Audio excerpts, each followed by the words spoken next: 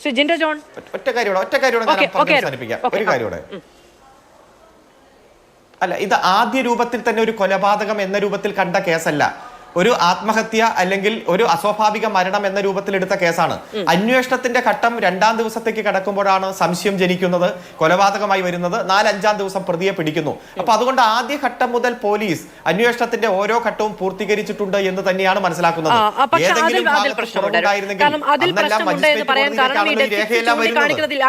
Defects ചൂണ്ടിക്കാണിക്കുന്നതിൽ കോടതി, ഞാനത് ആവർത്തിച്ച് വായിച്ചാണ്, അതായത് ഡിഫക്ട്സ് ചൂണ്ടിക്കാണിക്കുമ്പോൾ കോടതി പറയുന്നത് ഹാങ്ങിങ് എന്ന് തന്നെയാണ്. അതായത് ഈ ഹാങ്ങിങ് ഇൻ കേസ് ഓഫ് ഹാങ്ങിങ് ദ പ്രസൻസ് ഓഫ് ബ്ലഡ് എന്നാണ് പറഞ്ഞു കൊടുക്കുന്നത്. ഇത് തൂങ്ങി മരണമാണെങ്കിൽ പോലും സ്വീകരിക്കേണ്ട തെളിവുകൾ എന്നാണ്. പിന്നീടാണ് നമ്മൾ പോസ്റ്റ്മോർട്ടം റിപ്പോർട്ട് വരികയും ഇതിലെ മറ്റു കാര്യങ്ങളും മറ്റു വകുപ്പുകളും ഒക്കെ വരികയും ചെയ്തത്. അപ്പോൾ ഈ തൂങ്ങി മരണമാണെങ്കിൽ പോലും സ്വീകരിക്കേണ്ട തെളിവുകൾ എന്ന് കോടതി ഡിഫക്ട്സ് ചൂണ്ടിക്കാണിക്കുന്നുണ്ട് എന്നതിലാണ് ആ ചോദ്യം വന്നത്. ഞാൻ ഇതിലേക്ക് വരാം. ജിൻഡോ, അങ്ങനെ രാഷ്ട്രീയം ആരോപിച്ച് പോകേണ്ടതില്ല എന്നുള്ളതാണ് അദ്ദേഹത്തിന്റെ നിലപാട്. പക്ഷേ ഇതിൽ പ്രശ്നം എന്താണ് എന്ന് പറഞ്ഞിട്ടുണ്ടെങ്കിൽ എന്ന് ചോദിക്കുന്നുണ്ട്. ഈ പ്രതി, അദ്ദേഹത്തിന്റെ രാഷ്ട്രീയ പശ്ചാത്തലം, നിങ്ങളുടെ MP ആണ് ആദ്യം, ഡീൻ കുര്യാക്കോസ് MP തുടക്കത്തിൽ പറഞ്ഞു ഇതിൽ രാഷ്ട്രീയ പ്രശ്നമുണ്ടായെന്ന്. അതിനു മുൻപ് പറഞ്ഞൊരാളുണ്ട്, അത് പ്രതിഭാഗം അഭിഭാഷകനാണ്.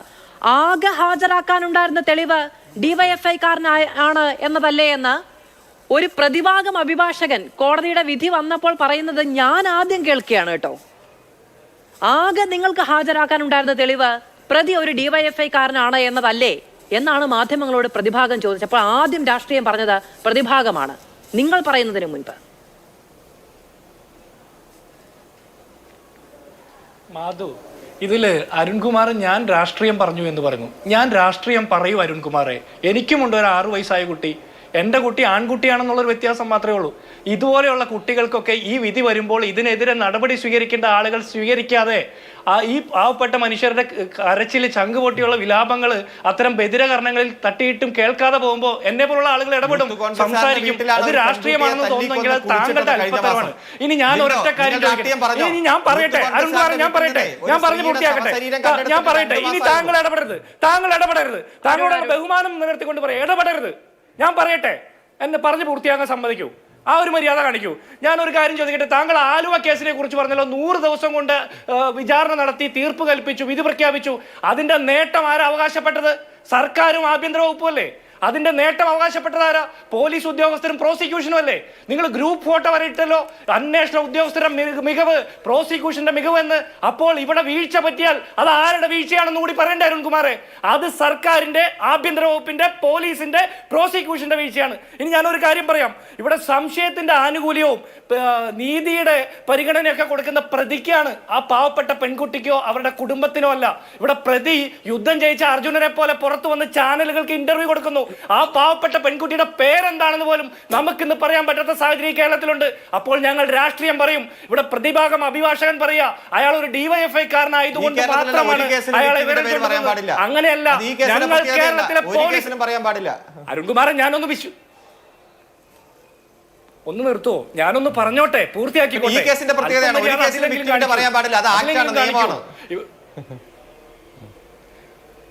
താങ്കൾ എന്തിനാ ഇത്രത്തോളം വിഷമിക്കണേ? എന്റെ അവസരം വിഷമിക്കില്ലേ?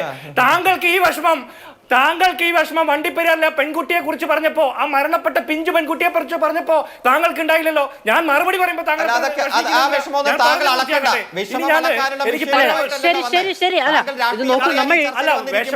ഇത്തരം വിഷയങ്ങളിലെങ്കിലും പരസ്പരം വലിയ തർക്കത്തിലേക്ക് പോകാതിരിക്കുന്നതായിരിക്കും നന്നാവുക എന്ന് തോന്നുന്നു. മാധു, ഞാൻ പൂർത്തിയാക്കിക്കോട്ടെ. ഞാൻ പൂർത്തിയാക്കിക്കോട്ടെ. ഈ വിഷമവും പീഡനത്തിന്റെ അളക്കുന്നൊക്കെ യന്ത്രമൊക്കെ ഇവരുടെ കയ്യിലുള്ള, അതൊന്നും അളക്കാനുള്ള ശേഷി എനിക്കില്ല. അതുകൊണ്ട് എന്നോട് വിട്ടേറെ ക്ഷമിക്കണം. ഇനി പാവപ്പെട്ടവനും പട്ടികജാതിക്കാരനുമാണെങ്കിലൊക്കെ അവർക്ക് വേണ്ടിയിട്ട് സംരക്ഷണ കവചം ഒരുക്കാൻ നമ്മുടെ പോലീസിന് സംവിധാനം ഇല്ലാത്തത് കൊണ്ടാണ് ഫിംഗർ പ്രിന്റ് ശേഖരിക്കേണ്ട ആവശ്യമില്ല എന്ന് ഫിംഗർ പ്രിന്റ് എക്സ്പെർട്ട് പറഞ്ഞപ്പോൾ പോലീസ് അത് വിശ്വസിച്ചത്. അങ്ങനെയാണോ സാധാരണ കേസുകളിൽ ചെയ്യുന്നത്? അങ്ങനെയല്ലല്ലോ. ഇനി രണ്ടാമത്തത്, നിങ്ങൾ പറഞ്ഞ കുറ്റപത്രം വെച്ചല്ല, അരുൺകുമാറിന്റെ വാദമാണ് കുറ്റപത്രം വെച്ചല്ല പോലീസിന്റെ റിപ്പോർട്ട്, അതായത് കുറ്റപത്രം വെച്ചിട്ട് പോലീസ് റിപ്പോർട്ട് വെച്ചിട്ടാണ്, വിധി വെച്ചല്ല നമ്മൾ സംസാരിക്കേണ്ടതെന്ന്. ഇപ്പോൾ നമ്മുടെ മുമ്പിലുള്ളത് വിധിയാണ്. കുറ്റപത്രത്തിൽ പോലീസിന്റെ മനോരാജ്യം പല എഴുതി വെക്കാം. പോലീസ് പലതും പല രീതിയിൽ എഴുതുന്ന എത്രയോ കാഴ്ചകൾ നമ്മൾ കണ്ടിട്ടുണ്ട്. ഇവിടെ വിധി വന്നിരിക്കുന്നു, വിധിയിൽ കൃത്യമായിട്ട് മജിസ്ട്രേറ്റ് അക്കമിട്ട് കാര്യങ്ങൾ എഴുതി വെച്ചിരിക്കുന്നു. അത് വെച്ചിട്ട് നമുക്ക് സംസാരിക്കാം. ഇനി താങ്കൾ പറഞ്ഞു ഇതേ മജിസ്ട്രേറ്റ് തന്നെ, ഇതേ ജഡ്ജി തന്നെ 1 മാസം മുമ്പ് 70 വർഷത്തെ ശിക്ഷ കൊടുത്തു. അങ്ങനെ ശിക്ഷ കൊടുത്തിട്ടുണ്ടെങ്കിൽ ആ ജഡ്ജിയുടെ ക്രെഡിബിലിറ്റിയെ നിങ്ങൾ ചോദ്യം ചെയ്യാൻ പാടില്ല. തെളിവുകൾ ഉണ്ടായെങ്കിൽ അങ്ങനെ ശിക്ഷ കൊടുത്തു. ഇതിൽ തെളിവുകൾ ഇല്ലാത്തതിന്റെ പേരിലാണ് ഇങ്ങനെ ഒരു വിധി വന്നതെങ്കിൽ അംഗീകരിക്കാൻ താങ്കൾ തയ്യാറാവണ്ടേ?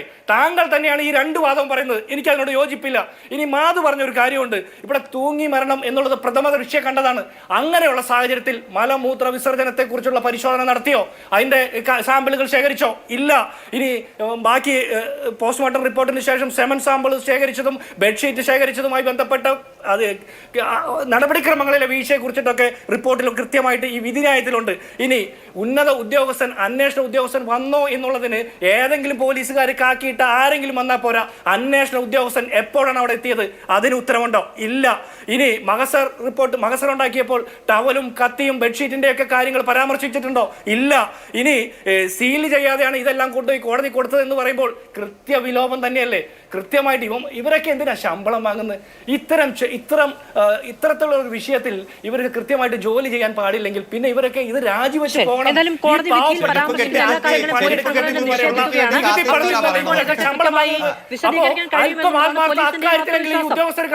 ശരി, വിധിയിൽ കോടതി വിമർശിച്ചിട്ടുണ്ട് എങ്കിൽ അതിൽ കൃത്യമായ നടപടിയും ഏറ്റവും ചുരുങ്ങിയതൊരു വിശദീകരണം ചോദിക്കണമെങ്കിലും സർക്കാരിന്റെ ഭാഗത്തുനിന്ന് ഉണ്ടാകേണ്ടതാണ്. അല്ലാതെ അന്വേഷണ ഉദ്യോഗസ്ഥർ അങ്ങനെ തന്നെ മുഖവിലേക്കെടുക്കണം, വിശ്വാസത്തിലെടുക്കണം എന്ന് പറഞ്ഞു വെക്കാൻ ഞാൻ ആളല്ല. പക്ഷെ പോലീസ് അത് അന്വേഷണ ഉദ്യോഗസ്ഥനും നിഷേധിക്കുന്നുണ്ട് എന്നതൊരു യാഥാർത്ഥ്യവുമാണ്.